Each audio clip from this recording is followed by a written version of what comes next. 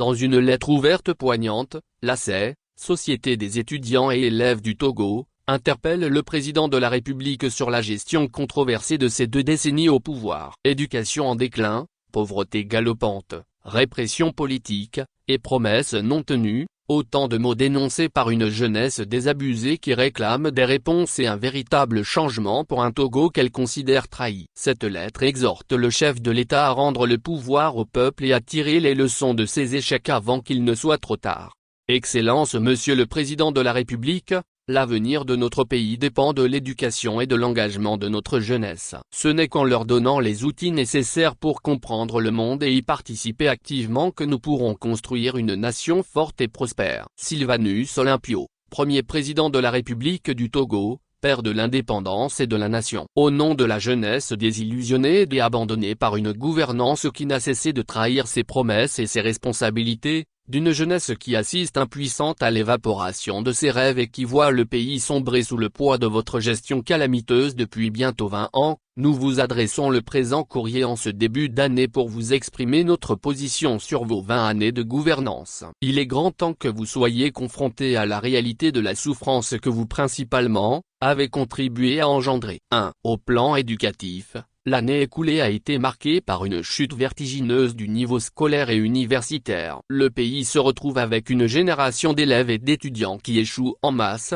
car le système éducatif est en ruine. Vous avez entretenu une lente agonie de nos écoles et universités, privant nos jeunes de l'opportunité d'un avenir meilleur. L'inflation, la précarité grandissante et les conditions de vie insupportables ont transformé l'étudiant togolais en une victime désespérée, prisonnière d'un système qui n'offre que du vide et pas d'opportunité d'épanouissement. Les jeunes aujourd'hui, qui vivent dans des conditions inacceptables, demain, feront face à un pays dévasté par une gouvernance corrompue, parce que vous avez échoué à leur offrir un avenir digne. Ils sont condamnés à vivre la même misère que leurs parents, et vous n'avez même pas le courage de leur offrir des solutions. Si après 20 ans de gouvernance, vous peinez à équiper les laboratoires scientifiques et de langue, nous ne savons ce que vous pouvez encore dire aux Togolais, Monsieur le Président. D'ailleurs, où en êtes-vous avec la promesse des 3 milliards de transferts monétaires aux parents d'élèves? N'est-il pas temps de revaloriser les bourses et allocations des étudiants afin que ceux-ci puissent vivre dignement et étudier? 2. Au plan socio-économique,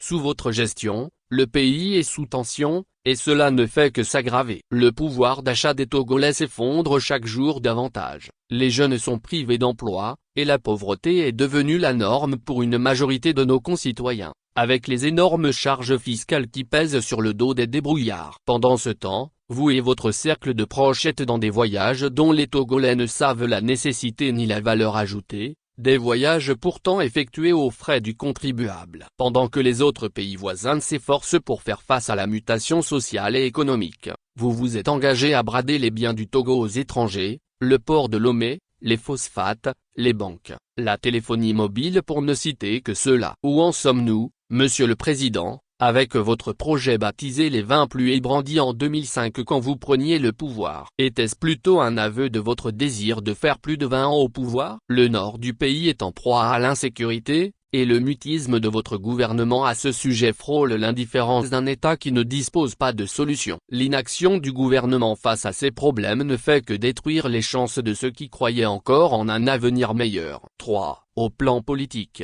Le changement constitutionnel que vous avez opéré dans la clandestinité sans consulter la population par référendum, est la preuve de votre mépris pour la démocratie et pour la souveraineté du peuple. Vous avez bafoué les principes les plus élémentaires de la Constitution, votre seul souci étant de mourir au pouvoir comme votre feu père. La CES se demande ce que vous gagnez quand vos compatriotes meurent en détention pour avoir exprimé leur opinion sur votre gouvernance catastrophique. Votre conscience ne vous interpelle-t-elle pas quand vous vous retrouvez à la conférence des chefs d'État et de gouvernement de la CEDEAO alors que vous refusez d'exécuter les décisions de la Cour de justice de cette institution sous-régionale?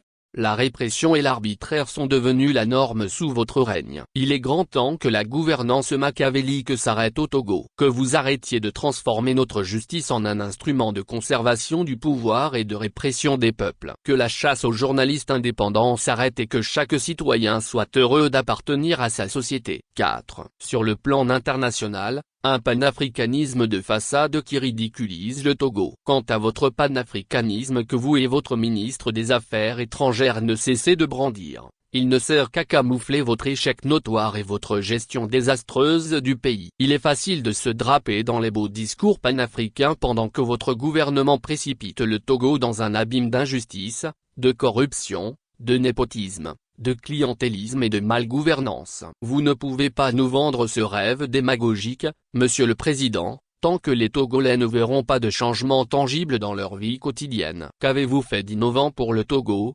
depuis les 2 dernières décennies? Comme l'Éternel à la création du monde, êtes-vous heureux de vous, quand une passerelle piétonne s'écroule et tue presque une dizaine de vos concitoyens? Quand à chaque fin d'année, les marchés brûlent, emportant les maigres acquis économiques de pauvres citoyens. À quand la déclaration de vos biens? Le Togo est-il devenu votre propriété privée? 5. L'histoire et le peuple n'oublient jamais. Nous tenons à rappeler une fois de plus, que les Togolais qui n'étaient pas encore nés en 2005, lorsque vous avez pris le pouvoir, sont aujourd'hui à l'université. Ils ont vu leurs parents se battre pour leur permettre d'étudier, pour leur offrir un avenir. Malheureusement, ils ont eu le malheur d'avoir connu un président de la République qui n'a qu'une seule équation à résoudre: comment faire pour mourir au pouvoir. Et aujourd'hui, à cause de votre gestion calamiteuse du pouvoir d'État, ces jeunes n'ont aucun espoir de faire mieux que leurs parents. Ils n'ont aucune perspective d'avenir dans un pays où la corruption, l'impunité et l'injustice ont pris racine à tous les niveaux.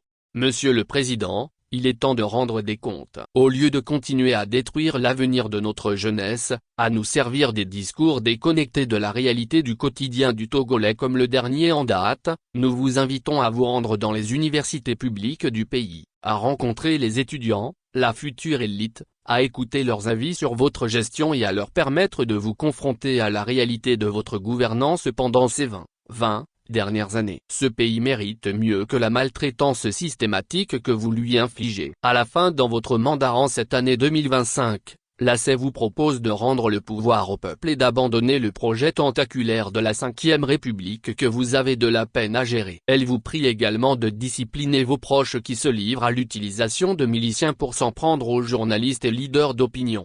Monsieur le Président, si nous avons un conseil pour vous, c'est de savoir partir, car tout finit par finir. Espérant que vous donnerez suite à nos questions sur votre gouvernance, nous implorons Dieu de toucher votre conscience pour libérer le pouvoir au peuple souverain en cette année.